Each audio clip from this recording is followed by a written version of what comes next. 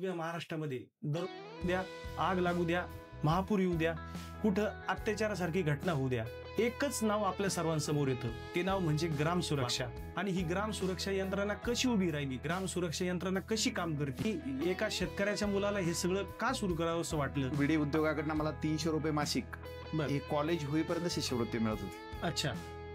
त्या शिष्यवृत्तीवरती शिक्षण झालं. माझ्या घराच्या शेजारी विरगाव तालुका अकोला जिल्हा अहिल्यानगर इथे एक मोठा दरोडा घडला होता. ती घटना घडल्यानंतर मी अगदी 15 ते 20 दिवसांमध्ये निर्णय घेतला की नाही, मला रेल्वेचे सगळे प्रोजेक्ट बंद करायचे आणि ग्रामीण भागासाठी काम करायचं सुरुवात करायची. मग ग्राम सुरक्षा यंत्रणेची निर्मिती झाली. दुर्घटना घडल्यानंतर मदत कार्य करण्यापेक्षा ती दुर्घटना घडूच नये म्हणून उपाययोजना करणं म्हणजे ग्राम सुरक्षा यंत्रणा. साधारणतः किती डिटेक्शन झालं किंवा किती जीव वाचू शकलो आपण? 2,15,000 घटनांमध्ये ज्या जीवित आणि वित्तीय हानी वाचवणाऱ्या आहेत, ज्या दुर्घटना आहेत, यांची संख्या 5,500पेक्षा जास्त. जेव्हा पहिल्यांदा स्विच ऑन केला तेव्हापासून आज तागायत एकदाही आम्ही ब्रेक घेतलेला नाही.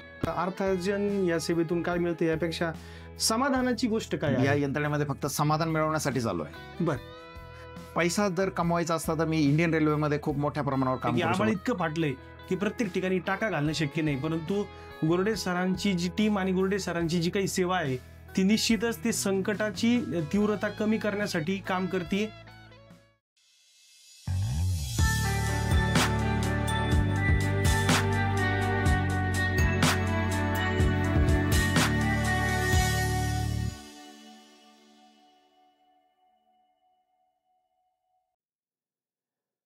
नमस्कार, मी विकास अंत्रे. व्हॉइस ऑफ अहिल्यानगर या कार्यक्रमाच्या पहिल्या भागात आपल्या सर्वांचं स्वागत करतो. अहिल्यानगर हा जिल्हा जसा ऐतिहासिक आहे तसा सहकाराचा आहे. या जिल्ह्याच्या मातीत घडलेल्या या जिल्ह्यातील भूमिपुत्रांनी वेगवेगळ्या क्षेत्रात स्वतःला सिद्ध केलं आहे. अशा भूमिपुत्रांची ओळख आपल्याला व्हावी या दृष्टीने हा कार्यक्रम आम्ही सुरू करत आहोत. आजच्या पहिल्या कार्यक्रमासाठी आपण ज्यांना प्रमुख पाहुणे म्हणून बोलवले ते मान्यवर, त्यांचा परिचय किंवा त्यांच्याबरोबर मुलाखत सुरू करण्याआधी त्यांच्याविषयी सांगायचं झालं तर आज उभ्या महाराष्ट्रामध्ये दर द्या, आग लागू द्या, महापूर येऊ द्या, कुठं अत्याचारासारखी घटना होऊ द्या, एकच नाव आपल्या सर्वांसमोर येतं. ते नाव म्हणजे ग्राम सुरक्षा. ग्राम सुरक्षा माहीत नाही असा गावकरी या महाराष्ट्रात सापडणे नाही. ही ग्राम सुरक्षा जी सेवा आहे ती सेवा सुरू करणारा जो भूमिपुत्र आहे तो भूमिपुत्र आहे आपल्या अहिल्यानगर जिल्ह्यातला, आपल्या अकोले तालुक्यातला. परंतु आपल्यापैकी अनेकांना त्यांचं कर्तृत्व, त्यांचं काम माहीत नाहीये. त्या कामाचा परिचय व्हावा आणि ही ग्राम सुरक्षा यंत्रणा कशी उभी राहिली, ग्राम सुरक्षा यंत्रणा कशी काम करते आणि एका शेतकऱ्याच्या मुलाला हे सगळं का सुरू करावं असं वाटलं. आणि या सुरक्षेच्या माध्यमातून आज जो काही 16 वर्षापासून त्यांची जी काही सेवा आहे ती कार्यान्वित आहेत. ही सेवा आतापर्यंत साधारणतः तिचा वापर 2,15,000 वेळा झालेला आहे. 7 महाराष्ट्रातल्या जिल्ह्यांमध्ये ती पोहोचलेली आहे आणि 70 लाख ग्रामस्थ तिच्यामध्ये सहभागी झालेले आहेत, अशी त्याची व्याप्ती आहे. आणि सर्वात महत्वाचं म्हणजे की आपत्ती व्यवस्थापन ही ज्यावेळेस वेळ येते त्यावेळेस ग्राम सुरक्षा यंत्रणेने जे काही काम केलेलं आहे ते काम उभ्या महाराष्ट्राची शान वाढवणारं आहे. आणि असं शान वाढवणारं काम करणारी व्यक्ती आज आपल्याबरोबर इथं या कार्यक्रमात सहभागी होण्यासाठी आलेली आहेत. हे सगळं काम उभं करणारी व्यक्ती म्हणजे DK गोरडे पाटील, जे ग्राम सुरक्षा सेवेचे संस्थापक आहेत, संचालक आहेत. तर गोरडे सर, नमस्कार आपलं. नमस्ते. या कार्यक्रमामध्ये आणि आपण जी काही वाटचाल आजपर्यंत केली तर ती सगळी मी ज्यावेळेस तुमच्याकडून समजून घेतली त्यावेळेस मला प्रेक्षकांना सांगावं असं वाटतं की मला सुद्धा अभिमान वाटला की एका शेतकऱ्याच्या मुलानं इतकी महाराष्ट्राला सुरक्षित करणारी आणि एक प्रकारे एक दिशा देणारी, ग्राम सुरक्षेच्या माध्यमातून सामाजिक सुरक्षा देणारी सेवा उभी केली. तर हा प्रवास आमच्या प्रेक्षकांना तुम्ही सांगावा.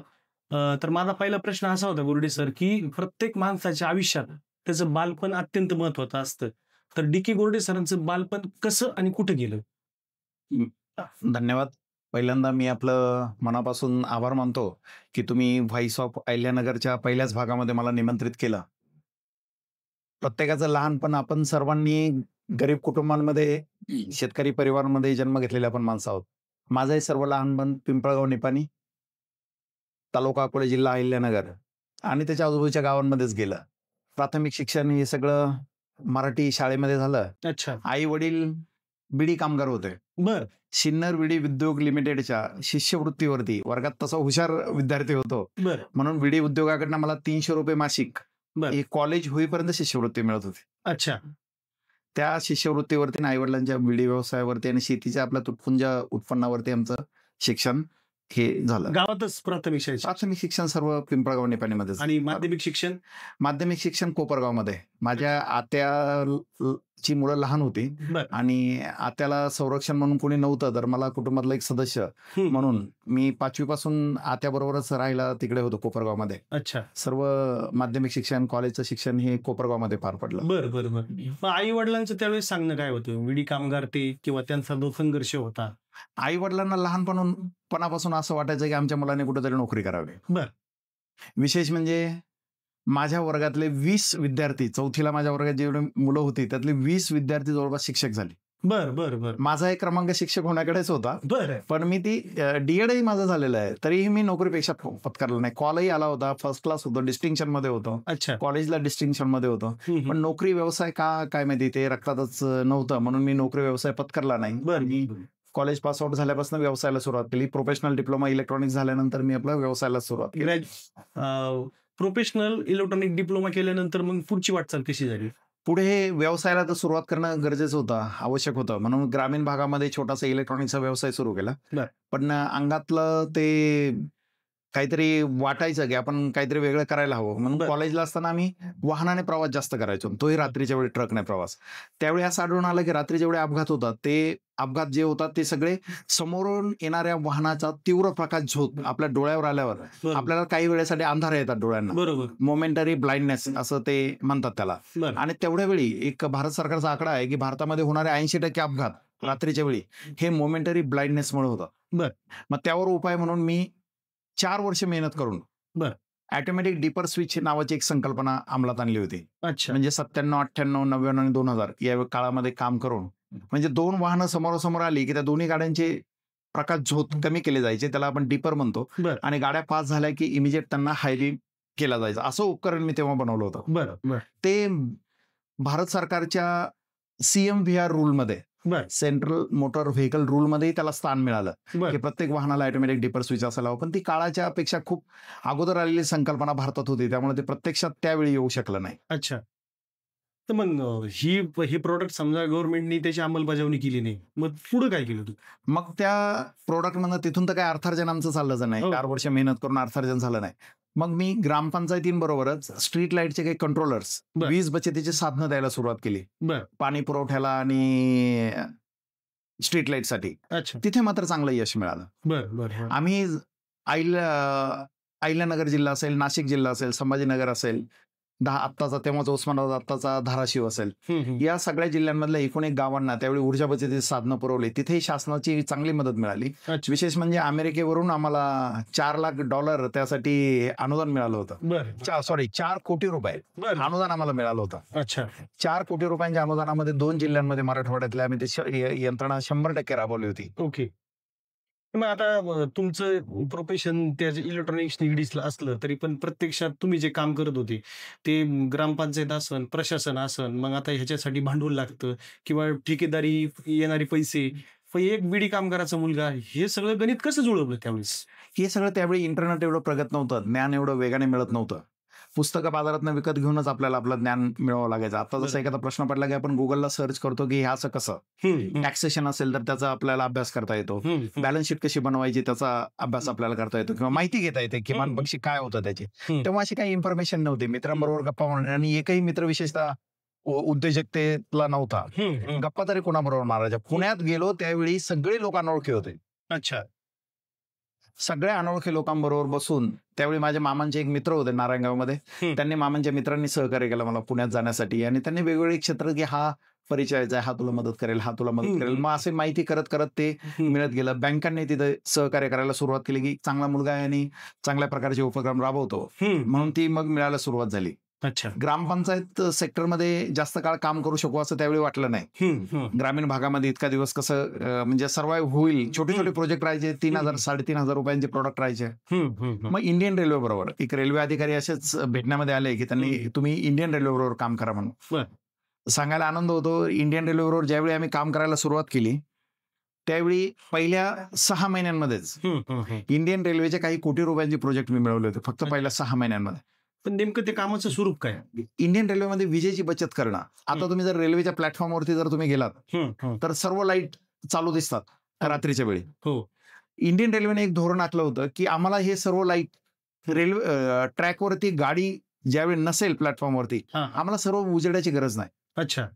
आम्हाला 70% दिवे हे बंद असायला हवेत जर गाडी नसेल तर. बरं. आणि गाडी जर आली तर आम्हाला 100% दिवे चालू असायला हवेत. म्हणजे जर गाडी उपलब्ध नसेल तर फक्त 30% दिवे चालू असायला हवेत. बरं. याचं ऑटोमेशन करून हवं होतं, पण ते त्यांना ऑटोमेशन देणार कोणी मिळत नव्हतं. मी पहिल्यांदा असं ऑटोमेशन बनवून दिलं की रात्री संध्याकाळी एका विशिष्ट लाईट लेवलच्या खाली लाईट प्रकाशाची तीव्रता गेली की प्लॅटफॉर्मवर जे सर्व लाईट चालू व्हायचे स्वयंचलितरित्या. अच्छा. आणि गाडी प्लॅटफॉर्मवर यायची असेल तर ते डिटेक्ट करून की गाडी यायच्या अगोदर 5 ते 10 मिनिट गाडी प्लॅटफॉर्मवरचे सर्व दिवे सुरू व्हायचे. गाडी पास झाली की 10 मिनिटांनंतर सर्व दिवे बंद होऊन जायचे. रेल्वेने वीज बिलामध्ये त्याचा खूप मोठा फायदा मिळाला.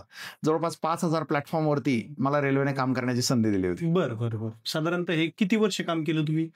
रेल्वेचं 6 वर्षांपर्यंत, तरी 5 ते 6 वर्षांपर्यंत मी काम केलं रेल्वे. अच्छा. पूर्ण रेल्वेचं हे काम केल्यानंतर तुम्ही ग्राम सुरक्षित कसे आले? रेल्वे बरोबर काम करत असताना मी चेन्नईला काम करतो. साधारणतः 14 वर्षांपूर्वीचा काळ असेल, 2009-10 या मधली गोष्ट, सालातली गोष्ट आहे. मी चेन्नईला वीज बचती बाबतीत रेल्वेला प्रेझेंटेशन देत होतो. दुर्दैव असं की त्याच वेळी माझ्या घराच्या शेजारी विरगाव तालुका अकोला जिल्हा अहिल्यानगर इथे एक मोठा दरोडा घडला होता. दरोडा म्हणजे 3 ते 4 महिलांवरती अनन्वित अत्याचार त्यावेळी दरोडेखोरांनी केले होते. सगळ्या उभ्या महाराष्ट्राला ते घटना माहिती. म्हणजे माझ्या तर माहितीत होतं की एकूण एक आमदार विधिमंडळातला सदस्य तिथे येऊन गेला होता. सर्व मंत्रीगणही तिथे येऊन गेले होते. एवढे कृष्ण प्रकाश एसपी सर असताना इथे. ती दुर्दैवी घटना माझ्या घरापासून 1.5 किलोमीटर अंतरावरती घडली होती. मला एवढं असुरक्षित फील झालं की मी जे काम करतोय रेल्वेसाठी हे फक्त मी माझं एकट्याच बघतोय आणि त्यावरती तोडगा निघू शकतो अशी मला पूर्ण खात्री होती. मी त्याच रेल्वेला हे साधारणतः सेफ्टीसाठी मी एक डिव्हाइस द्यायला सुरुवात केली होती सिग्नलिंगसाठी. त्यावेळी ती घटना घडल्यानंतर मी अगदी 15 ते 20 दिवसांमध्ये निर्णय घेतला की नाही, मला रेल्वेचे सगळे प्रोजेक्ट बंद करायचे आणि ग्रामीण भागासाठी काम करायचं सुरुवात करायची. मग ग्राम सुरक्षा यंत्रणेची निर्मिती ही 9-10 मध्ये झाली. 2009-2010च्या कालखंडामध्ये या यंत्रणेची उभारणी व्हायला सुरुवात झाली. म्हणजे थोडक्यात रेल्वेतून ग्राम सुरक्षा यंत्रणेची सेवा जन्म घेण्याचा जो टर्निंग पॉइंट आहे तो विरगावची दुर्घटना घडली. अच्छा. म्हणजे त्यावेळेस तुम्हाला रिअलाइज झालं का बा ह्या महिलांवर जो अत्याचार झाला तो अत्याचार रेल्वेसाठी जी सेफ्टी वापरतो ती सेफ्टी आपण गाव पातळीवर ती सेवा देऊन ती थांबवता येऊ शकते. 100%. त्यावेळी जर मोबाईल एवढे प्रगत नव्हते, आपले साधे सिमियन मोबाईल आपण त्यावेळी वापरायचो. पण एक जरी मोबाईल तिथे उपलब्ध असता त्या महिलांकडे त्यावेळी असतीलही मोबाईल, कारण माझ्याकडे त्यावेळी मोबाईल होता. 2010च्या आसपास बहुतेकांकडे मोबाईल आलेलेच होते. तर त्या महिलांनी जर एक कॉल केला असता तर त्यांना तातडीने मदत की नाही म्हणता किमान दरोडेखोर पळून जाताना तर लाईव्ह पकडता आपल्याला ते आले असते. बरोबर. त्यांना त्यावेळी जरी कॉल करता आला नसता, पण ते ज्यावेळी घराबाहेर पळून गेले त्यावेळी तरी आपण कॉल देऊन त्यांना पकडू शकत होतो. एखादी गोष्ट रिअलाइज होणं आणि प्रत्यक्षात तिची अंमलबजावणी करणं याच्यामध्ये अर्थकारण नावाची गोष्ट येते. ही सेवा तुम्ही देऊ शकता, हे तुम्हाला रिअलाइज झालं, तुम्ही रेल्वेला जे काही तुमचा सेटअप आहे अर्थांजनाचा तो स्विच करून तुम्ही इकडं गावाकडे येऊन ग्राम सुरक्षा सुरू करणं तुमच्या डोक्यात आलं. ते प्रत्यक्ष डोक्यात येणं आणि परत अंमलबजावणी होणं, हे मधला जो काही अर्थकारणाची जी पायरी ती कशी पार केली? ते स्टोरी खूपच हॉरेबल आहे. आजही तो आर्थिक संकटाचा काळ अनुभवला की अंगावरती काटा येतो. मी रेल्वेचे जेवढे माझे अर्नेस्ट मनी आणि परफॉर्मन्स बँक गॅरंटी आपण रेल्वेला दिलेली असते, विशेष म्हणजे आजही मला रेल्वेचे मेसेज येतात की तुमची एवढी बँक गॅरंटी आमच्याकडे एवढ्या प्रोजेक्टच्या अगेन्स्ट. माझ्या बँकेत बँक बॅलन्स काही नव्हता. अच्छा. बिलकुलच नव्हता. पण बँकेला जे बँक गॅरंटी दिली आहे प्रोजेक्टला, रेल्वेच्या 16 कोटींच्या प्रोजेक्टच्या अगेन्स्ट माझ्या ज्या बँक गॅरंटी होत्या त्याही मला विड्रॉ करता नाही आल्या. कारण ते प्रोजेक्ट कम्प्लिशन नव्हते, कम्प्लीट झालेले नव्हते. मला तीव्र इच्छा होती ते सोडायची. ते कॉन्ट्रॅक्ट मध्येच ब्रेक कॉन्ट्रॅक्ट केल्यामुळे ते सगळं फॉरफिट झालं आणि मला त्याचा बेनिफिट मिळाला नाही. म्हणजे खिशात 1 रुपया ज्यावेळी नसेल त्यावेळी एक नवीन संकल्पनेवरती काम करणं काय प्रकार असतो तो मी त्यावेळी केला. आई वडिलांनी जी मदत करायची होती अर्थार्जनाचं, शेतकरी कुटुंबाचं साधन एकच आहे की जमीन विकणं आणि मग अर्थार्जन करणं. त्यावेळी डोक्यावरती कर्जही माझ्या भरपूर होतं स्विच करताना. तर वडिलांनी एक मी कर्ज मिटवण्यापर्यंत जमीन विकून तुला देईल, पण ह्या व्यवसायातनं आम्हाला नाही वाटत की या व्यवसायातनं काही पुढे होईल तुझं, बर पण तुला योग्य वाटत असेल तर तू कर, म्हणून मला परवानगी दिली आणि मी त्या व्यवसायाला सुरुवात केली. नाही, आता तोपर्यंत एकच मिनिटं थांबवतो तुम्हाला. हम्म. तुम्ही भाग्यवान आहे, म्हणजे एकतर वडील अशिक्षित आणि त्याच्यात शेतीशी किंवा काळ्या आईशी जुळलेली नाळ जी असती ग्रामीण भागातल्या लोकांची ती प्रचंड असती. अनेक ठिकाणी अनेक कुटुंबात क्लॅशेस होतात की बा वावर विकून हा काहीतरी करायला निघलाय, आणि वावर विकणं म्हणजे ग्रामीण भागात म्हणजे त्या कुटुंबाची अधोगती होणं. अशा परिस्थितीत तुमच्या वडिलांचं खरंच कौतुक करायला पाहिजे का, त्यांनी तुम्हाला परवानगी दिली शेती विकून हे सगळं करण्याची. दिली त्याबद्दल तर मी आभाराचे कुटुंबाचा. माझ्या बहिणी आहेत, 4 बहिणी, त्यांनी मला साथ दिली. वा. पाठीमागे उभ्या राहिल्या त्या, आणि त्यातून मग हा गाडा सुरू झाला. ओके. सुरुवातीचे 3-4 वर्ष तरी ग्राम सुरक्षा म्हणजे मी नेमकं का करतोय असा प्रश्न मलाही पडत होता. बर. पण मला माहिती होतं की एक ना एक दिवस ही संकल्पना यशस्वी होणार, कारण त्याशिवाय मार्ग नाही, बरोबर, याशिवाय दुसरा पर्याय नाही. विशेष म्हणजे जगामध्ये असं कुठलंच तंत्र उपलब्ध नाहीये की क्षणामध्ये तुम्हाला आवाज देऊन लोकांना बोलवता येईल असं. म्हणून त्या हिमतीवरती आम्ही चालत राहिलो. 3-4 वर्ष तर पोलिसांना कल्पनाही नव्हती की अशी कुठली तरी ग्राम सुरक्षा यंत्रणा काम करते. आम्ही सुरुवात नाशिक जिल्ह्यामध्ये केली होती. बर. ज्या ज्यावेळी घटना घडायला लागल्या बर. तेव्हा ते पुढे पुढे ती यंत्रणा सुरू झाली. अच्छा. ग्राम सुरक्षा यंत्रणा काम कशी करते? ग्राम सुरक्षा यंत्रणा म्हणजे एक निसर्गातलं मी उदाहरण काही तुम्हाला सांगतो. निसर्गामध्ये प्रत्येकाने आपण 84 लाख जीव योनी असं समजतो. 84 लाख जीव म्हणजे मानव या पृथ्वीवरती कोणी इथूनच सुरुवात होते की ग्राम सुरक्षा यंत्रणेची. 84 लाख जीव योनींमध्ये एकटा मानव, म्हणजे 100 आपण एक जर पकडला तर 1% आपण म्हणतो. बरोबर. 200 मध्ये एक पकडला तर अर्धा टक्का. बरोबर. 400 मध्ये एक पकडला तर पाव टक्का. 84 लाखांमध्ये एक म्हणजे आपण किती टक्के आहोत या पृथ्वीवर? बरोबर. टक्केवारी कुणालाही काढता येणार नाही की माणूस इथे किती टक्के आहे. उरलेले जे 84 लाख जीव योनी आहेत त्यांना तर बोलता येत नाही, त्यांना मत व्यक्त करता येत नाही, त्यांच्याकडे तंत्रज्ञान नाही, तरी सुद्धा त्या जमिनीवरती सर्व्हाइव्ह झाल्यात. बर.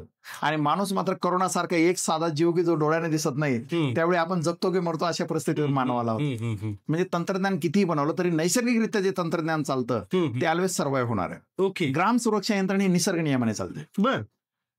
जसं रात्री 2 वाजता आपण ग्रामीण भागातले, रात्री 2 वाजता गावामध्ये जर एखादा कुत्रा भुंकला, एक नैसर्गिक न्याय की सगळे कुत्रे भुंकतात. बरोबर. पण हेच कुत्रे दुपारच्या वेळी जर एक कुत्रा भुंकला तर अख्ख्या गावातले कुत्रे भुंकत नाही. ते दिवसा वेगळा संकेत सोडतात आणि रात्रीच्या वेळी वेगळा संकेत देतात. अगदी बरोबर. ते कुत्र्यांना बरोबर कळत. दिवसभर कावळे किती कावकाव करतात बघा, सगळीकडे कावकाव करत असतात. पण असा एखादा कावळा तारेला चिकटला आणि काव करून मेला तर 1000 कावळे गोळा होतात. दिवसा का नाही होत कावळे गोळा? आता आपण जिथे इंटरव्ह्यू चाललाय इथे मला एकदम स्वच्छता दिसते, पण मी एक चिमूटभर साखर जर घेतली आणि इथं या मॅटवरती जर टाकली, काही क्षणांमध्ये तिथं मुंग्या गोळा होतील. हे कसं काय? निसर्गामध्ये हे संदेशवहनाचं तंत्र एकदम जबरदस्त आहे. बरोबर. हे संदेशवहनाचं तंत्र नेमकं मानवाकडे नाहीये. माझ्या घरावरती दरोडा पडला तर मी एकटाच त्याला बळी पडतो, मला कुणालाच आवाज देता येत नाही. देऊन आवाज कुणाला देईल? पोलीस यंत्रणेला, मित्रांना. तो त्यावेळी योग्य वेळी मला प्रतिसाद देईल की नाही? पोलिसही यायचं म्हटलं तरी 1-1.5 तासांचा वेळ जातो ग्रामीण भागामध्ये पोहोचायला. मर्यादा आहेत त्या प्रत्येक गोष्टीला. उसाला आग लागली, फायर ब्रिगेडचा बंब पोहोचायला त्या शेतामध्ये, इथं आपला बैलगाडा तिथं जात नाही, तो फायर ब्रिगेडचा बंब कधी झाला? बरोबर. एखादं अपहरण झालं किंवा पिसाळेला कुत्र्याचा हल्ला झाला, पिसाळेला कुत्र्याचा हल्ला रोखण्यासाठी आपल्याकडे काय यंत्रणा आहे? कुठलीच यंत्रणा नाही. बिबट्याचा हल्ला झाला तर वन विभाग आहे म्हणतो, पण त्या हल्ल्याच्या वेळी वन विभाग तिथं पोहोचेल कसा? मधमाशांचा हल्ला झाला, कोण मदत करेल? कशी यंत्रणा आहे आपल्याकडे? बरोबर. मग मानवालाच अशी एक कावळा, कुत्रा, मुंगी आता जी मी उदाहरणं दिलीत तसं एक तंत्र मानवाकडे असायला हवं होतं की माझ्यावरती जो प्रसंग आला तो प्रसंग मी अशा पद्धतीने संकेत हवेत सोडू शकायला हवं की मी धोक्यात आहे, हे आपोआप लोकांना कळायला हवं. म्हणून ही ग्राम सुरक्षेची निर्मिती केली. माझ्यावरती जर प्रसंग आला तर मी तो ग्राम सुरक्षा यंत्रणेचा टोल फ्री नंबर आहे 1800-270-3600 म्हणजे 1800-270-3600. हा नंबर डायल करायचा, स्वतःचं नाव, घटना आणि घटनेचं ठिकाण सांगायचं आणि फोन बंद करायचं. घटनेचं स्वरूप त्यामध्ये स्पष्ट असल्यामुळं सगळ्या गावातल्या लोकांचे फोन एकाच वेळी खणखणतात. विशेष म्हणजे लोक जोपर्यंत तो मोबाईल उचलत नाही तोपर्यंत त्यांची रिंग वाजत राहते. लोकांनी फोन उचलून तातडीने तिथे मदतीला धावत. अच्छा. ते म्हणजे ग्राम सुरक्षा यंत्रणा की तुमचं संदेश वाहने अति जलद करणं. ओके. हे म्हणजे ग्राम सुरक्षा यंत्रणा. म्हणजे ज्या माणसावर संकटाचा प्रसंग आलेला आहे तो एका वेळेला एका माणसाला हाक देऊ शकतो, एका माणसाला मदत मागू शकतो, पण ती जर ग्राम सुरक्षा यंत्रणेच्या कॉलच्या माध्यमातून तिने मागितली तर हजारो लोकांपर्यंत ती एकाच वेळेला काही क्षणांमध्ये अडचणीत येईल. पोहोचतो. हो, तो संकटात हे समजू शकन आणि तिथं मदत पोहोचू शकतो. पोहोचू शकते. हे त्याचं मर्म आहे. हे त्याचं मर्म आहे. पण मग ह्याचं जे काही वापरण्याची जी पद्धत आहे ती कशी गाव पातळीवर? गाव पातळीवरती सुरुवातीला तर आम्ही गावोगावी फिरूनच त्याचा प्रचार केला. बरं. अनंत अडचणींचा सामना त्यावेळी केला. लोकांना विश्वासच बसत नव्हता अशी कशी यंत्रणा असू शकते म्हणून. अच्छा. नंतर ते हळूहळू आम्ही लोकांना मोफत वापरायला दिले की तुम्ही एकदा वापरून बघा. बर तुमच्या गावामध्ये राशन वाटपाला तसा तर कॉल देऊन बघा, सगळ्यांना कळतंय राशन वाटपाला ते. बर बर तुमच्या गावात आता मयत झालं की नाही हे आधीचं कुणाला माहिती आहे का? हा. नाही ना माहिती, मयत झालं, थांबा आम्ही कळून दाखवतो. हा. मग आम्हीच कॉल करून दाखवायचं अमुक आजीचं निधन झालेलं आहे आणि ते उद्या अशा वेळेला होणार आहे, अच्छा. असे संदेश प्रसारित होऊ नाही, पण लागले. हे, तुमच्या सेवेचं पुढचं काम झालं, पण मग त्याच्या आधी आपल्याला गावातले सगळे नंबर फीड करावे लागत असतात. हा, यंत्रणेमध्ये त्याची सुरुवात अशी होते की आता सध्या यंत्रणा कार्यान्वित करण्याची पद्धत अशी आहे की त्या जिल्ह्यामधल्या जिल्हाधिकारी, कलेक्टर साहेब, जिल्हा परिषद सीईओ आणि एसपी सरांनी निर्णय घ्यायला हवे की हो आपल्या हे जिल्ह्यामध्ये राबवायचं आहे. बर मग आमचं तिथून पुढे काम सुरुवात होते. बर प्रत्येक गावाचे नंबर सुरुवातीला यामध्ये नोंदवून घेतले जातात. नंबर नोंदणी पूर्ण केली जाते. बर. गावच्या पोलीस पाटील, सरपंच, उपसरपंच, प्रत्येक गावातल्या 20 ते 25 सामाजिक कार्यकर्त्यांना ट्रेनिंग पोलीस स्टेशन मार्फत दिलं जातं एका कार्यक्रमामध्ये. बर यंत्रणा कशी वापरायची त्यांचं सगळं शंका निरसन केलं जातं. बर मग प्रायोगिक तत्वावरती त्या गावात कॉल देऊन लोकांना इंट्रोड्यूस केलं जातं की हो आपल्या गावात यंत्रणा ही सुरू झालेली आहे. अच्छा. प्राथमिक काही त्याही गावाला कल्पना नसते. ज्यांनी आमचं प्रेझेंटेशन ऐकलं 25-30 लोकांना त्यांना माहिती असतं ग्राम सुरक्षा यंत्रणेचं कार्य काय. गावातल्या इतर लोकांना माहित नसतं. म्हणून त्यांना माहिती होण्यासाठी पोलीस दलाच्या वतीनं 8 ते 10 कॉल होईपर्यंत मोफत यंत्रणाचा वापर करायला आपण त्यांना सवलत देतो. अच्छा. मग ते ग्रामपंचायतचं रुटीन पुढे सुरू होतं. पण साधारणतः सुरुवात झाल्यानंतर तुम्ही जसं म्हणले टप्प्याटप्प्याने त्याच्यात गाव सहभागी होत गेले. मग साधारणतः आता स्टेज काय आहे त्याची ग्राम सुरक्षेच्या ग्राम सुरक्षा यंत्रणा पहिल्यांदा पिंपळगाव निपाणी गावात सुरू आहे. बर माझ्या स्वतःच्याच गावामध्ये. बर आणि विशेष म्हणजे ग्राम सुरक्षा यंत्रणा सुरू झाली सांगायला अभिमान वाटतो. ठाकरवाडीचा आमच्या ठाकर समाजाचा एक मुलगा मच्छिंद्र शिंगवे त्याचं नाव, त्याचाच नेमका दुर्दैवाने अपघात झाला होता आमच्या देवठाण गावामध्ये. बर. पिंपळगाव निपाणीमध्ये अपघाताचा पहिला कॉल आम्ही तो हाताळला. बर बर आजही आमच्याकडे ते बातमीचं कात्रण आहे. माझ्याच गावातले सुपुत्र तो कॉल ऐकून लालूशेठ दळवी आणि ते महाले सर वगैरे जे देवठाणला आमच्या कामाला होते, नोकरी निमित्त तिथे राहत होते, देवठाणच्या आजूबाजूला जेवढे नागरिक पिंपळगावचे होते त्यांनी तो कॉल ऐकला आणि त्या मुलाला मदत दिली. 2 व्हीलरवरती डाळिंब छाटणीला चाललेला मुलगा अपघाताने पडला होता. म्हणजे पहिल्यांदा त्याला मदत मिळाली. मग शेजारचे 5 गावांमध्ये आम्ही सुरुवात केली. नंतर त्या 5 गावांमधून सिन्नर तालुक्यामध्ये सुरुवात केली, नाशिकमध्ये सुरुवात केली. आता ह्या यंत्रणेचं स्वरूप आता 7,500 गावांमध्ये यंत्रणा पूर्ण क्षमतेने कार्यान्वित आहे. अच्छा. महाराष्ट्रामध्ये 7 जिल्ह्यांमध्ये 7 जिल्हे. 7 जिल्हे. कोणते ते जिल्हा म्हणजे अहिल्यानगर, छत्रपती संभाजीनगर, धाराशिव, सातारा, पुणे, कोल्हापूर असे हे जिल्हे आहेत. अच्छा. आणि मग तिथं जसं तुम्ही आधी सांगितलं तसं जिल्हा परिषदेचे सीओ, जिल्हा पोलीस प्रमुख, प्रशासनाच्या संयुक्त विद्यमाने आपण ते जिल्हा परिषद आणि पोलीस दलाने संयुक्त उपक्रम म्हणून या सगळ्या जिल्ह्यांमध्ये सुरू केलेला आहे. म्हणजे गावात यंत्रणा चालू आहे की नाही आहे, यंत्रणा त्याचं देयक देते की नाही, त्याचा वापर होतोय की नाही याचं मॉनिटरिंग पोलिसांमार्फत आणि जिल्हा परिषदेमार्फत सुरू आहे. अच्छा. आता सेवा म्हटलं तरी त्याला शुल्क येतं. मग आता आपल्या सेवेचं शुल्क काय आणि ते कसं बेअर करतं? एक सोशल ऍक्टिव्हिटी असल्यामुळे याचं शुल्क अत्यल्प ठेवलेलं आहे आपण. अच्छा. 50 रुपये प्रति कुटुंब एका वर्षासाठी. बरं. म्हणजे 50 रुपयामध्ये एका वर्षामध्ये एका कुटुंबाची आपण सुरक्षा सुनिश्चित करतो. गावामध्ये जेवढे कुटुंब असतील, सेन्ससमध्ये आपल्या 2010च्या 11च्या आकडेवारीनुसार आपल्याकडे ती कुटुंब संख्या आहे, त्याला गुणिले 50 रुपये करून अशा पद्धतीने गावांचं शुल्क निश्चित केलं जातं. बरं. आणि प्रशासनाने, जिल्हा प्रशासनाने प्रत्येक ग्रामपंचायतला परवानगी दिली आहे की ग्राम सुरक्षा यंत्रणा तुम्ही सुरू करून घ्या आणि तुम्ही 15 वित्त आयोगात, 16 वित्त आयोगात त्याच्या खर्चाची तरतूद तुम्ही करू शकता. ओके. आणि ग्रामपंचायत अधिनियम त्यामध्येही सुरक्षेसाठी तरतूद करण्याची ग्रामपंचायतींना बंधनकारक केलेलं आहे शासनाने. ओके. पण मग आता ते जे 50 रुपये शुल्क आहे, ते 50 रुपये शुल्क ग्रामपंचायत बेअर करते की प्रत्येक उमरा गोळा केलं जातं? नाही, आपण कुणाकडनंच वैयक्तिकरित्या पैसे गोळा करत नाही. अच्छा. जर त्या गावाने, सर्व गावाने केलं तरच त्याचा फायदा होतो. सर्व तालुक्याने केलं तर फायदा, जिल्ह्याने केलं तर फायदा. व्यक्तीच्या कुठल्याही गावाने, आता ज्या जिथं यंत्रणाच आपण कार्यान्वित केलेली नाही किंवा जिथले आदेश नाही आहेत आपल्याकडे, अशा जिल्ह्यांमध्ये आपण ग्रामपंचायतला सुरू करू देत नाही. अच्छा. कारण त्याचा फायदा त्या पद्धतीने होत नाही. बरोबर. कारण त्याला मॉनिटरिंग करणारं सिस्टम कुठलं, त्याला मॉनिटरिंग करणारं सिस्टम हवे. सरकारी आदेश जात आहेत की नाही, चोरी दरोड्यात त्याचा वापर होतोय की नाही याची मॉनिटरिंग करणारी एक सिस्टम ते असायला हवी. बरोबर. मग हे सगळे पैसे ग्रामपंचायतच पेड आपल्याला करते. बरोबर. त्याचा एक थोडा डेमो सांगा ना आम्हाला. समजा आपण इथं बसलो आणि इथं दरोडा पडला आणि माझा नंबर रजिस्टर आहे, तर मग मी काय करायला पाहिजे? आपण जर आपल्या घरावरती दुर्घटना आली, म्हणजे एखादा देव न करो दरोड्याचा प्रसंग आपल्यावरती उद्भवला, सगळ्यात पहिल्यांदा आपण सुरक्षितरित्या पहिला डोक्यात विचारायला हवं की आपण ग्राम सुरक्षेचा वापर करायला हवा. आपण पॅनिक मोडमध्ये गेलो की लोकांना आठवत नाही. आमचा विचार असा असतो की जाहिरात इतकी करावी त्या ग्राम सुरक्षेची, कुठलाही प्रसंग आला, दरोडाच नाही, कुणी विहिरीत पडला, महापुराचा प्रसंग आला, संकट किंवा संकट आला, आपत्तीमध्ये आपण आई ग बापरे असं म्हणतो, त्याऐवजी ग्राम सुरक्षा म्हणायला शिकायला. अच्छा. आणि तो ग्राम सुरक्षेचा number, toll free number dial करायचा. तिथं काही सूचना दिल्या जातात, त्या सूचना एक दाबायला सांगितलं जातं सूचना मान्य करण्यासाठी, कारण त्याची जबाबदारी असते आपली. सूचना मान्य केली की तुम्ही एक दाबला की बीप असा आवाज येतो एक त्यातनं. बीप आला की आपण बोलायचे, नमस्कार मी DK गोडे बोलतोय, माझे घर अमुक गावापासून पश्चिमेला 1.5 किलोमीटरवरती आहे, माझ्या घरावर दरोडा पडला, कृपया मला मदत करा आणि फोन बंद करा. 25 सेकंदामध्ये आपण आवाज आपला रेकॉर्ड करायचा. पिंपळा तुमच्या जे गाव असेल त्या गावातले सगळे मोबाईल त्याच क्षणाला रिंग व्हायला सुरुवात होते. म्हणजे दरोडेखोराने दरवाजा तोडायच्या आतमध्ये त्याच्या पाठीमागे गावकरी उभे असतात, बाबा तू इथे काय करतो. बरोबर. म्हणजे मदतीचा जो आपण असा जर फोन करायचा ठरला तर मी माझ्या एका मित्राला करत, माझ्यावर जर आपत्ती ओढवली तर तो कामात असला तो उचलतो न उचलतो, म्हणजे इथे at a time G system मध्ये रजिस्टर नंबर आहेत त्या सगळ्यांपर्यंत तो फोन जाणार, जो उचलत नाही तोपर्यंत तो वाजत राहणार, त्याच्यामुळे तो message at a time pass होणार आणि जी मदत मिळायला पाहिजे ती तात्काळ मिळणार. 1000 लोकांना जर तुमच्या गावातले रजिस्टर्ड असतील तर किमान 600-700 लोक तर फोन उचलतात पहिल्या रिंगला. बरोबर. हा आमचा आजपर्यंतचा अनुभव आहे. अच्छा. 700 पैकी एक. मी जर तिथे माझं जर काम करत असेल, म्हणजे माझ्या घरावर दरोडा पडला, 1000 लोकांना कॉल केला, 1000 लोक मदतीला आले तर उत्तमच आहे. बरोबर. सगळं कुटुंब. नाही 1000 आले, किमान 500 आले तरी उत्तम. नाही 500 आले, किमान 50 आले तरी उत्तम. नाही 50 आले, किमान 25 तरी येते. बरोबर. याच न्यायाने ही यंत्रणा पुढे पुढे चालली आहे की कोणी ना कोणी त्यांच्या मदतीला नक्की जातं. ओके.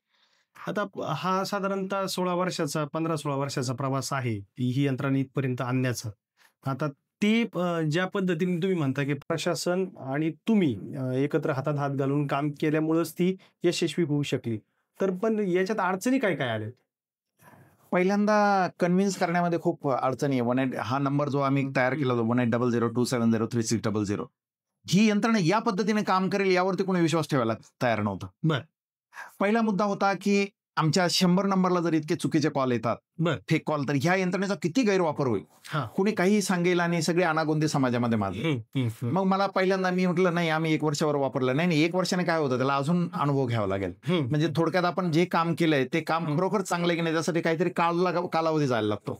एखाद्या ठेकेदाराने रस्ता जर बांधला तर मी किती चांगला ठेकेदार हे सिद्ध करण्यासाठी त्याने 5 वर्ष तो सुस्थितीत ठेवून दाखवला तर विश्वास पटेल. तशीच आमची काहीशी अवस्था होती की आम्हाला सुरुवातीचे 5-6 वर्ष कोणी त्यावरती विश्वास करत नव्हतं. आमचे 5 ते 6 वर्ष प्रयोग करताच गेले की लोकांना समजून सांगावं. ज्यावेळी 5 वर्षांमध्ये एकही रेकॉर्ड असा आढळला नाही की ज्याचा गैरवापर झालाय आणि प्रत्येक ठिकाणी यश मिळत गेलं, तेव्हा मात्र प्रशासनाने त्यावरती विश्वास ठेवायला सुरुवात केली आणि पुढे पुढे ती यंत्रणा सुरू झाली. बरोबर.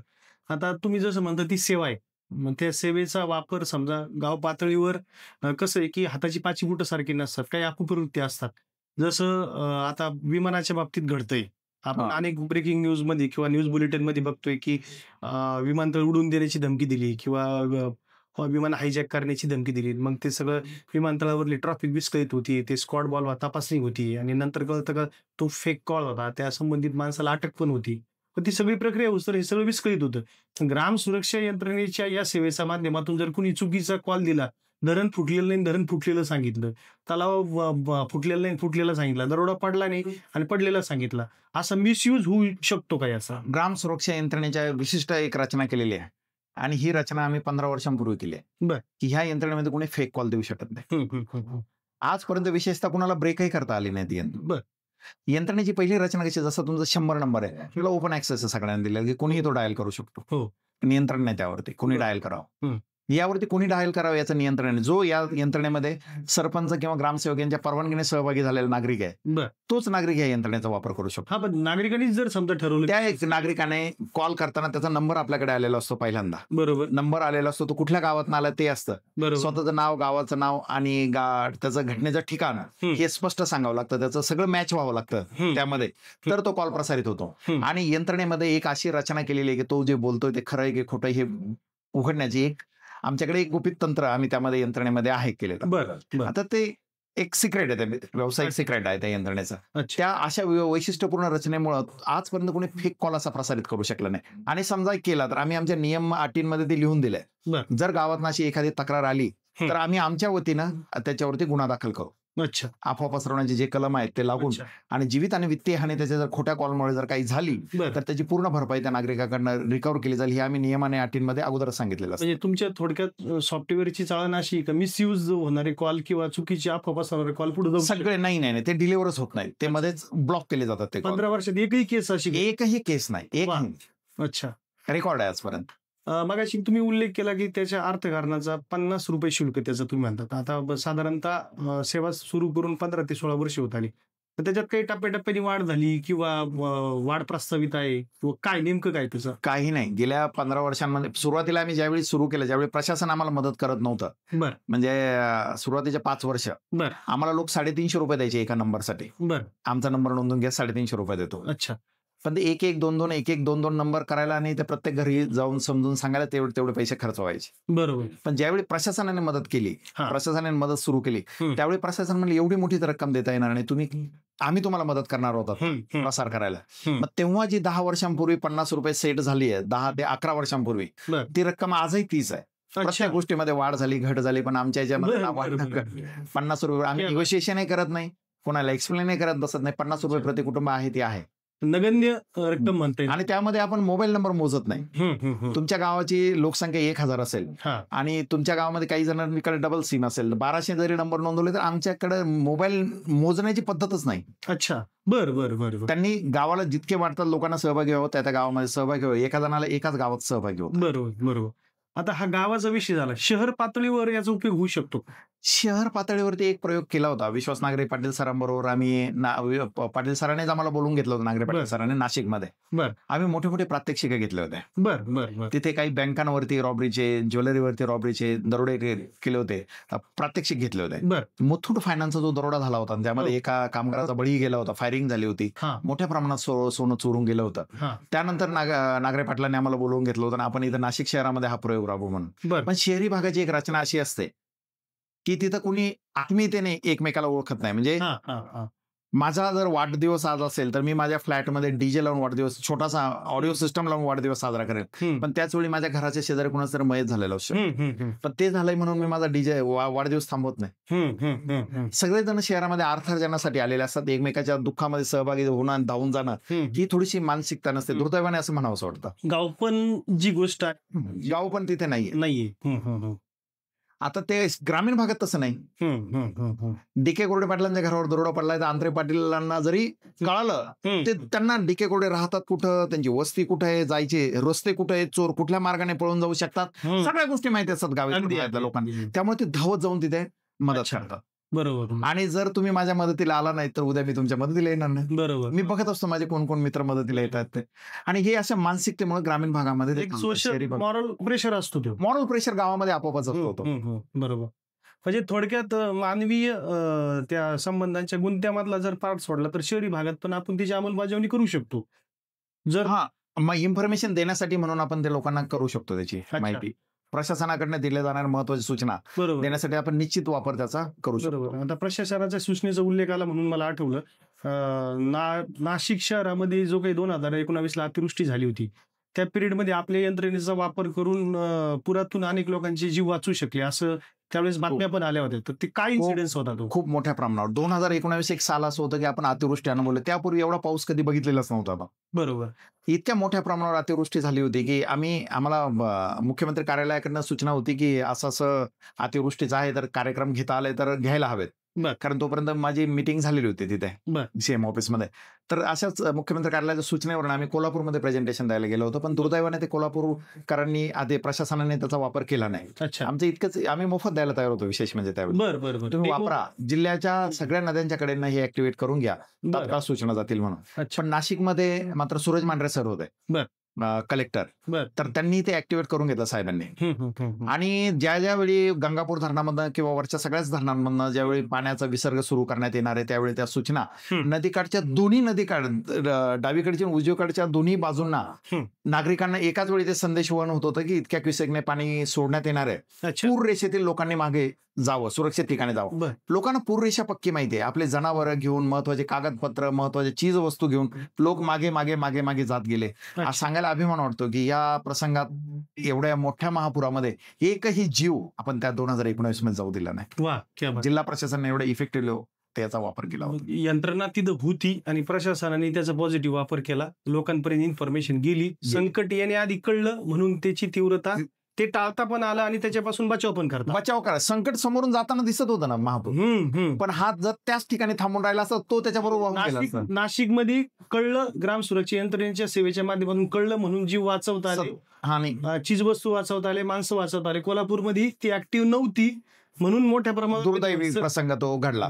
कारण तिथं मी तर नंतर पेपरमध्ये वाचलं की सूचना लोकांना न मिळाल्यामुळे दुसऱ्या मजल्यापर्यंत पाणी चढलं. म्हणजे पाण्याचा फ्लो वाढतोय, प्रशासनाला कल्पना असणारच ना त्याची. बरोबर बरोबर. मग ती इन्फॉर्मेशन वेळेत गेली तर दुसऱ्या मजल्याऐवजी लोक दुसऱ्या टेकडीवर जाऊन थांबले असते. बरोबर बरोबर. अरबो खरबो रुपयांच्या गाड्या पाण्यामध्ये तरंगताना दिसत होत्या, करोडो रुपयांच्या. नाही इतर गोष्टी मिळी, पण जीव गेली, जीवितहानी प्रचंड, जीवितहानी एकदम मोठ्या प्रमाणात. आता एक सर्वांगीण थोडी समरी सांगता येईल का आपल्याला की साधारणतः किती डिटेक्शन झालं किंवा किती जीव वाचू शकलो आपण 16 वर्षात? ग्राम सुरक्षा यंत्रणेचा वापर जेव्हापासून 15-16 वर्षांपासून यंत्रणेचा जो वापर सुरू झालाय आजपर्यंत 2,15,000 वेळा ग्राम सुरक्षा यंत्रणेच्या टोल फ्रीचा वापर नागरिकांनी केलाय. जे झालेले सक्सेस कॉल आहेत, म्हणजे जे प्रसारित झाले. बरं. न प्रसारित झालेल्याची संख्या वेगळी असेल त्याच्यावर आपण आवश्यकतेनुसार ते बघत असतो ते कॉल. 2,15,000 घटनांमध्ये ज्या जीवित आणि वित्तीय हानी वाचवणाऱ्या आहेत, ज्या दुर्घटना आहेत, यांची संख्या 5,500 जास्त आहे. अरे बापरे. ज्यामध्ये जीवित आणि वित्तीय हानी मोठ्या प्रमाणावर होऊ शकली असते. कदाचित कोठेवाडी सारखे प्रकरण घडू शकले असते. कदाचित कोल्हापूर सारखा महापुरामध्ये दुर्दैवी हानी होऊ शकली असती, किंवा आग जळिताच्या मोठ्या दुर्दैवी घटना होऊ शकल्या असत्या. लँडस्लायडिंगचे प्रकरण असतील, पिसाळलेल्या कुत्र्याचा चावा एकाला चावतो तो हा शेकडो लोकांनाही चावू शकतो. बिबट्याचा हल्ला एका ठिकाणी केला 10 ठिकाणी करू शकतो. अपघातामध्ये वेळेत मदत नाही मिळाली तर जीव जाऊ शकतो. अशा 5,500 जास्त दुर्दैवी घटना आहेत की ज्या आपण टाळल्यात, त्यांचं मोठ्या दुर्घटनेमध्ये रूपांतर होऊ दिलं नाही. अच्छा.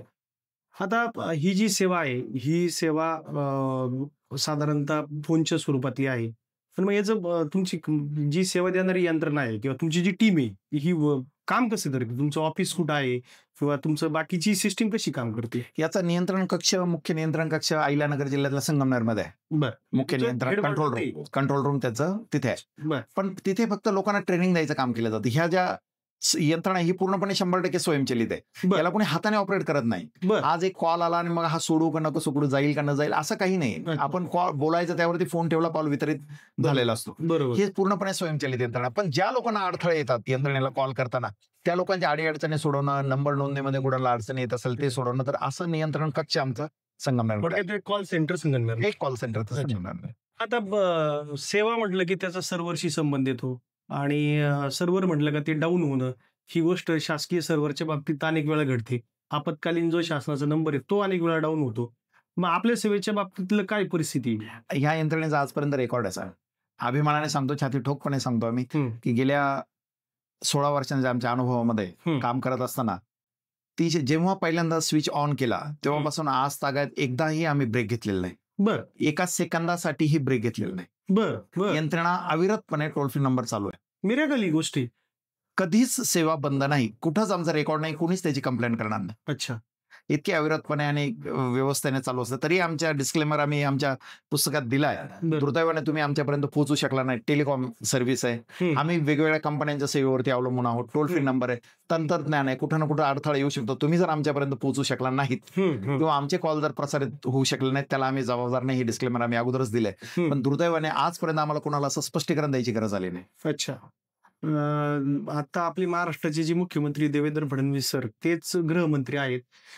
तुम्ही आधी उल्लेख केला तसं की प्रशासनाने तुम्हाला हातात हात घालून काम केल्याशिवाय ही सेवा पुढे जाऊ शकत नाही. महाराष्ट्र पोलीस आणि तुमचं ज्या पद्धतीचं संयुक्त विद्यमाने हा उपक्रम राबवतो, महाराष्ट्र पोलीसचं जे काही काम आहे ते किती सोपं होऊ शकलं किंवा त्यांचं आपल्याला काय पाठबळ मिळते या सगळ्या प्रक्रियेत? इथं पोलीस दलाला तर हे एकदम महत्वाचं मेकॅनिझम वाटतं. म्हणजे जिथे जिथे आम्ही प्रेझेंटेशनला देतो तिथं पोलीस आग्रहीच असतात लगेच ही यंत्रणा सुरू करायला. सुरुवात अहिल्यानगरमध्ये झाली. अहिल्यानगर नंतर आम्ही साताऱ्यामध्ये केलं, सोलापूरमध्ये केलं, वेगवेगळ्या टप्प्यांवरती काम करत गेलो. पोलिसांनी एवढं गांभीर्याने हे प्रकरण घेतलं ग्राम सुरक्षा यंत्रणा की प्रत्येक पोलीस स्टेशनसाठी प्रत्येक पोलीस स्टेशनमध्ये ही यंत्रणा प्रभावीपणे राबवण्यासाठी एक अधिकारी आणि एक अंमलदार यांची नियुक्ती केली गेली. बर. मोठे मोठे प्रोग्राम आयोजित केले स्वखर्चाने पोलिसांनी. अच्छा. एका मंगल कार्यालयामध्ये सर्व गावातल्या 20 ते 25 लोकांना निमंत्रित करणं, 2-2.5 हजारांचा मॉब तिथे गोळा करायचा आणि 3.5 तास लोक बसून त्यांच्या नाश्ता पाण्यासह सोय पोलिसांनी केली. अच्छा. वर्गणीतनं केली. याच्यातनं पण लोकांपर्यंत ही पोहोचायला हवी ही यंत्रणा. बर. पोलीस दलाने स्वतः त्याचा वापर चालू केला. अच्छा. पोलिसांना जसं आता हजेरी घ्यायची पोलिसांची कॉल दिला, रात्री पेट्रोलिंग करताना एखाद्या कॉन्स्टेबलला वाटलं की नाही इथं काहीतरी अगटीत दिसतंय, संबंधित गावाला सावध करण्यासाठी, सर्व गावाला सावध करण्यासाठी पोलीस कॉन्स्टेबल त्याचे कॉल देऊ लागले. ओके. या व्हीआयपीचा बंदोबस्त आहे. माननीय पंतप्रधान, माननीय राष्ट्रपती यांच्या बंदोबस्तातही ही यंत्रणेचा वापर केला जातो इथं आपल्या 7 जिल्ह्यांमध्ये दौऱ्यावर असतील तर. अच्छा. मग अशा वेळी पोलिसांकडनं वापर सुरू झाल्यामुळे त्याची विश्वासार्हता वाढत गेली आणि पोलिसही त्याचा आजही जर क्राईम मिटिंग असेल पोलीस दलाची त्यामध्ये हा विषय चर्चेला येतो. पोलीस पाटलांच्या मिटिंगमध्ये चर्चेला येतो. कुठं चोरी दरोडा घडला तर पहिला प्रश्न विचारला जातो, बाबा ग्राम सुरक्षेला कॉल का नाही केला? बरोबर. आजूबाजूच्या शेजारी पाजारी म्हणतात मला माहितीच नव्हतं इथं असं दुर्घटना घडली. पण यंत्रणा जर कार्यान्वित असेल आणि ऍक्टिव्हली जर प्रभावीपणे वापरली तर तसा प्रसंग होत नाही. म्हणून पोलीस त्याचा प्रसार करण्यामध्ये आम्हाला मोठ्या प्रमाणात सहाय्य करत आहे.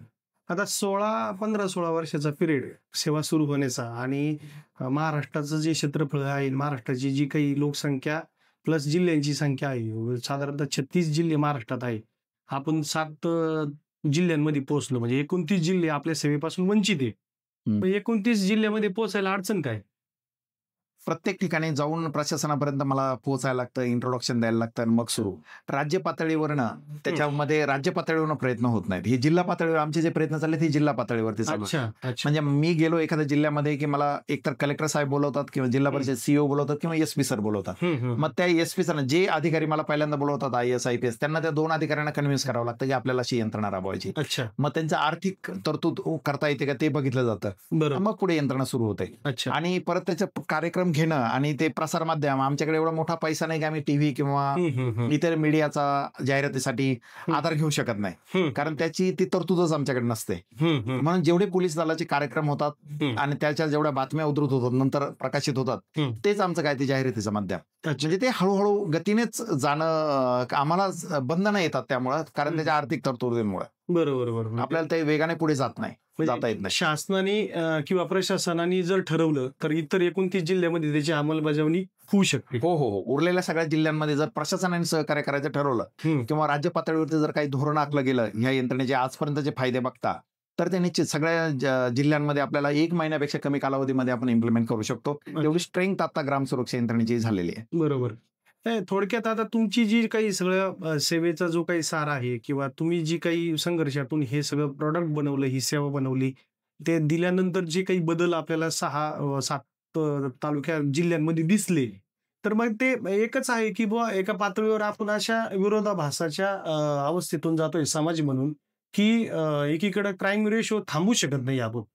म्हणजे क्राईम घडतोय, नागरीकरण वाढतंय, शहरीकरण वाढतंय, शिक्षण पण वाढतंय, साक्षरता पण वाढतीये, आर्थिक परिस्थिती पण सुधारते, परंतु क्राईमचा जो रेशो आहे तो काही कमी व्हायला तयार नाही. आणि दुसरीकडं मग हे वास्तव स्वीकारून जर आपल्याला पुढे जायचं असेल तर मग ग्राम सुरक्षा यंत्रणेच्या माध्यमातून जे संकट ओढवतंय क्राईमच्या माध्यमातून असेल, आपत्तीच्या माध्यमातून असेल, तर आपण फक्त त्या संकटाची तीव्रता करण्याची किंवा त्याला वेळेत मदत देण्याचं काम आपण करू शकतो. बरोबर. हे तुमच्या सेवेचं मर्म आपल्याला म्हणता येईल. बरोबर. बोला. दुर्घटना जर घडत असेल, माझं असं म्हणणं आहे की त्यावर दुर्घटना घडल्यानंतर मदत कार्य करण्यापेक्षा ती दुर्घटना घडूच नये म्हणून उपाययोजना करणं म्हणजे ग्राम सुरक्षा यंत्रणा. दुर्घटना टाळायची असेल, ऊसाची थोडी आग दिसली, धूर दिसला, कॉल करा तर तिथल्या बंद होईल. पिसाळलेला कुत्रा एखाद्याला चावला, पिसाळलेल्या कुत्र्याचे गुणधर्म सगळ्यांना ओळखता येतात. पिसाळलेला कुत्रा येतोय, सगळ्या गावाला कळवा, सगळेजण सुरक्षित होऊ शकतात.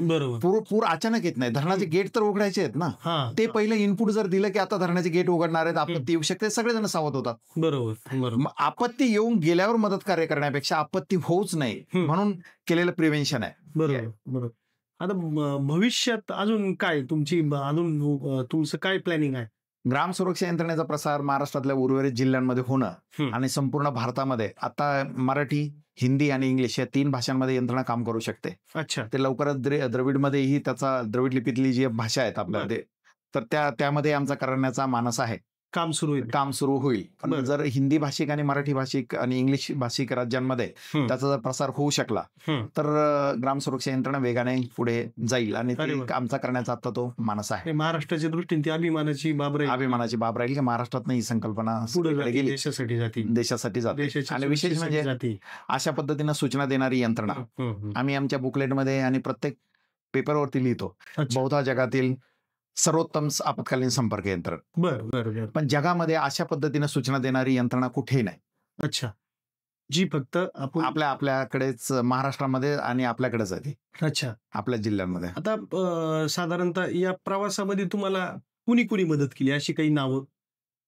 आतापर्यंत अहिल्यानगर जिल्हा, सातारा जिल्हा, सोलापूर जिल्हा जेवढे IAS IPS अधिकारी आले या 7ही जिल्ह्यांमधल्या सर्व अधिकाऱ्यांची खूप मोठ्या प्रमाणावर मदत झाली. म्हणजे कॉन्स्टेबल ते IG, कॉन्स्टेबल ते IG साहेबांपर्यंत सर्वांची मदत झाली. कारण प्रत्येकाला ते हवं असं वाटायचं. ज्यांनी तो अनुभवलाय, ज्या अधिकाऱ्याने आजपर्यंत ते अनुभवलंय, म्हणजे एका जिल्ह्यामधले 2,500 ते 3,000 पोलीस अधिकारी आणि कर्मचारी अंमलदारांची नोंदणी यामध्ये आहे. अच्छा. म्हणजे आमच्याकडे आता 25 ते 27,000 पोलीस अधिकारी आणि अंमलदार यांची नोंद आहे. बर. की ज्यांनी ते यंत्रणेचा एकदा तरी अनुभव घेतलेला आहे. अच्छा. असा प्रत्येक अधिकारी आणि कर्मचारी जिथे जिथे जातो तिथे ग्राम सुरक्षा यंत्रणा वापराचा प्रयत्न निश्चित केला जातो. आणि विशेष आनंदाची बाब म्हणजे विशेष सहकार्य मला अण्णा हजारे साहेब आणि आपले पद्मश्री पोपटराव पवार साहेब यांचं खूप मोठ्या प्रमाणावर. त्यांना जिथं जिथं योग्य वाटतं त्या डेस्कला ते मला घेऊन बसतात की इथं आपल्याला ग्राम सुरक्षा यंत्रणा सांगायचं. राज्य पातळीवर करण्यासाठी दोघांचे प्रयत्न चालू आहेत की हे राज्य पातळीवरती लवकरात लवकर गेलं तर आपल्याला यातून जास्त फायदा होऊ शकतो. पोपटराव पवार गेल्या 10 वर्षांपासून यंत्रणेचा वापर करतात. अरे वा. हिवरे बाजारचे पोपटराव पवार साहेब सरपंच गेल्या 10 वर्षांपासून यंत्रणेचा वापर करताय. आणि माझी तर इच्छा आहे की तुम्ही या ग्राम सुरक्षा यंत्रणेच्या बाबतीत एकदा पवार साहेबांचाही इंटरव्ह्यू घ्यावा. निश्चित. अजूनच ते चांगला, कारण त्यांनी दुर्घटना बिबट्या त्यांच्या गावामध्ये कधी बिबट्या प्रवण क्षेत्र नाहीये. बिबट्या आला होता तर सगळ्या गावाला सतर्क करणं, दुर्घटना टाळली. किती वेळा त्यांच्या डोंगराला आगी लागतात. वनीकरण एवढं केलेलं आहे, दरवर्षी 7 वेळा आगी लागतात. याही वर्षी 7 वेळा आगी लागली.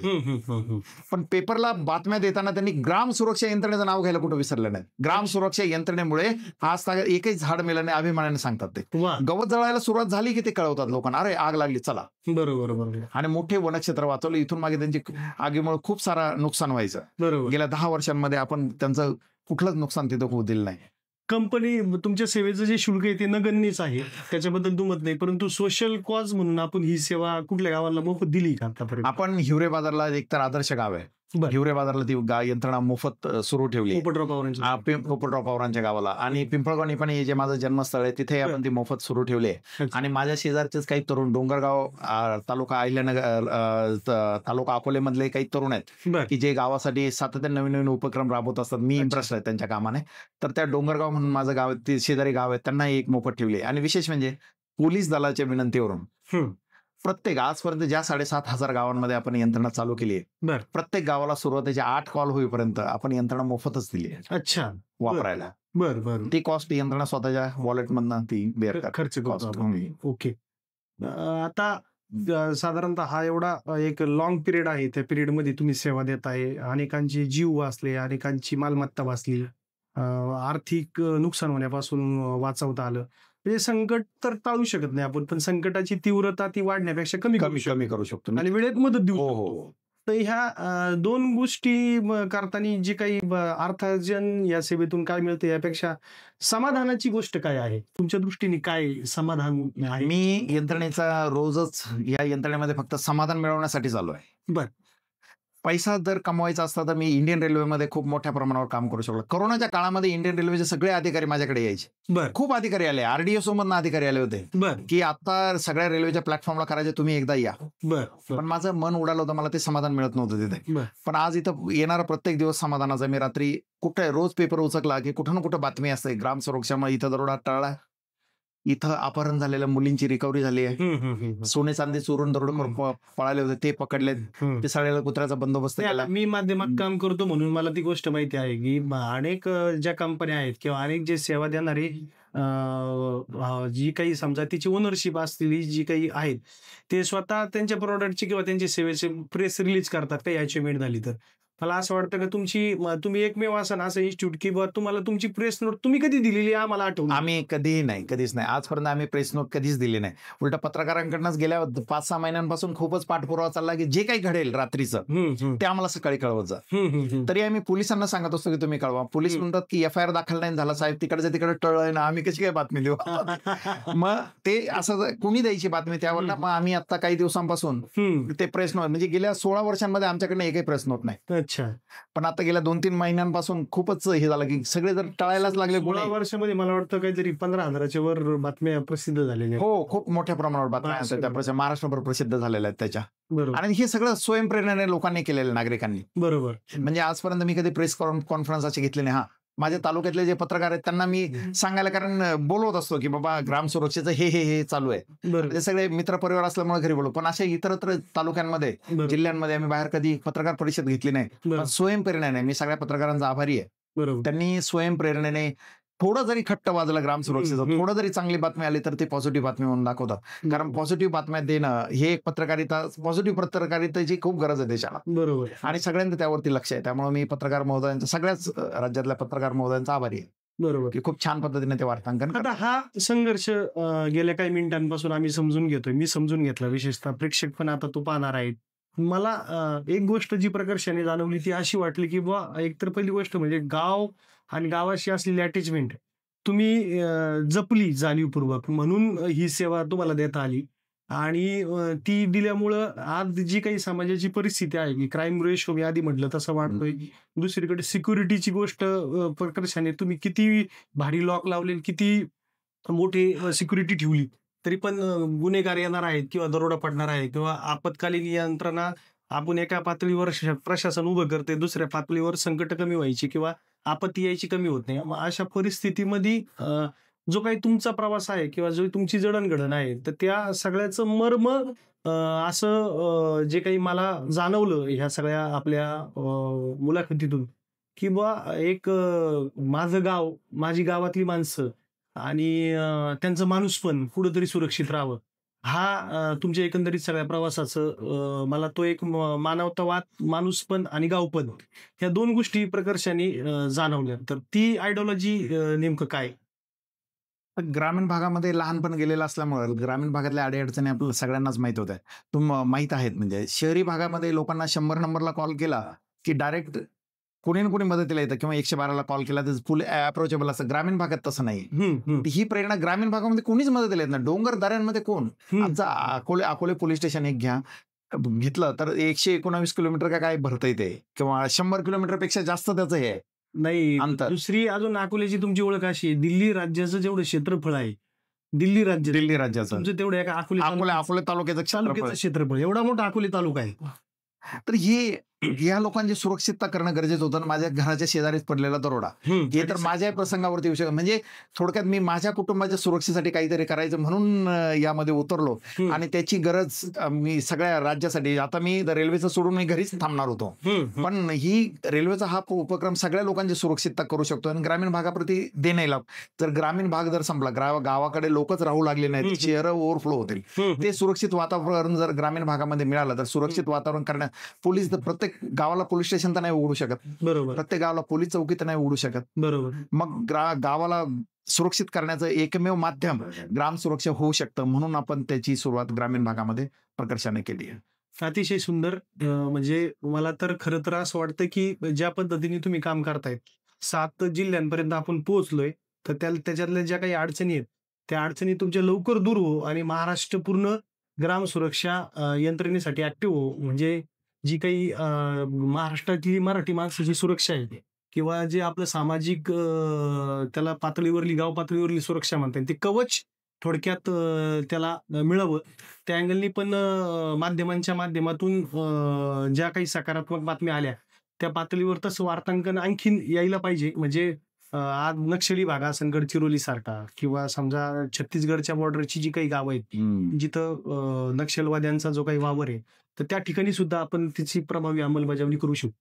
अभिमानाची बाब, तुम्ही गडचिरोलीचं नाव घेतलं म्हणून आपल्याच जिल्ह्यामध्ये काम केलेले एक पोलीस निरीक्षक ज्यांनी ग्राम सुरक्षा यंत्रणा पूर्वी इथं वापरली होती, बरं, गडचिरोलीमध्ये पोस्टिंग झाल्या त्यांनी गडचिरोली पोलीस स्टेशनसाठी सूचना देण्यासाठी त्या यंत्रणेचा वापर सुरू केला. अच्छा. जेव्हा जेव्हा त्यांना कुठं कामगिरीवरती जायचं असतं किंवा काही असतं घटना, तर गडचिरोली पोलिसांना सूचना देण्यासाठी, सर्व पोलीस स्टेशनला सूचना देण्यासाठी त्याचा प्रभावीपणे ते वापर करतात. हळूहळू त्याचा प्रसार आता होत जाईलच. काही हरकत नाही गोरडे सर, अत्यंत तुम्ही सोप्या शब्दात आणि अत्यंत आमच्या प्रेक्षकांना समजेल अशा भाषेत हा सगळा संघर्ष, हा सगळा प्रवास आणि विशेषतः ग्राम सुरक्षा सेवा काम कशी करते हे सांगितलं. मला तर खरं असं वाटतं की माध्यमात काम करत असताना ज्या पद्धतीचं नकारात्मक वातावरण किंवा ज्या पद्धतीची सुरक्षेचा जो प्रश्न आहे, ज्या पद्धतीचा क्राईम रेशो सध्या दिसतोय, विशेषतः आपल्या अहिल्यानगर जिल्ह्याच्या बाबतीत, का ज्याचा महाराष्ट्राचं क्राईम कॅपिटल म्हणून हा जिल्हा ओळखला जातो, अशा गावातून या सेवेची सुरुवात झालेली आहे. तर ज्या पद्धतीने गोरडे सरांनी आपल्याला सर्वांना समजून सांगितलं ग्राम सुरक्षा यंत्रणेचं महत्व, जे आज आपल्या अवतीभोवती आपण अनेकदा म्हणत असतो का इतकी दुःखाची आणि इतकी क्राईम रेशो वाढलाय की आम्हाला इतकं फाटलंय की प्रत्येक ठिकाणी टाका घालणं शक्य नाही. परंतु गोरडे सरांची जी टीम आणि गोरडे सरांची जी काही सेवा आहे ती निश्चितच ते संकटाची तीव्रता कमी करण्यासाठी काम करते, संकट येऊ नये म्हणून काम करते आणि संकटाकालीन मदतीचे हात अनेक उभे करण्याचं काम करते. तर खरोखर गोरडे सरांच्या कामाला या आपल्या नगरी मातीतल्या भूमिपुत्राला खरोखर आपण सर्वांनी यांचं सुयश चिंतलं पाहिजे. यांना तुमच्या कामासाठी गोरडे सर खूप साऱ्या शुभेच्छा. आपण धन्यवाद. वेळात वेळ काढून या आमच्या कार्यक्रमामध्ये सहभागी होण्यासाठी आलात. आपली उत्तरोत्तर अशीच प्रगती होत जावो आणि मराठी आपल्या नगर जिल्ह्यातला एक भूमिपुत्र, याचं नाव महाराष्ट्र नव्हे तर देशभर झळको. मनापासून धन्यवाद. धन्यवाद सर. थँक्यू.